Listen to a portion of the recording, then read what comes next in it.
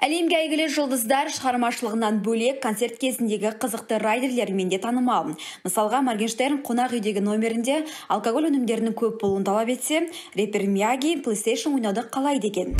Ақ шақалдар мен тересет, ақ сақалдар мен ерегесет, мені қара сақалым олар тіркелмейді. Солардың қатарындағы атақты Перовск рэп группасы Қызылордаға концерттік сапар кезінде Бельгияның Стелла Артуа сырасымен Юкола Фореліне тапсырыс беріп, ұйымдастырушыларды қиын жағдайға түсірген.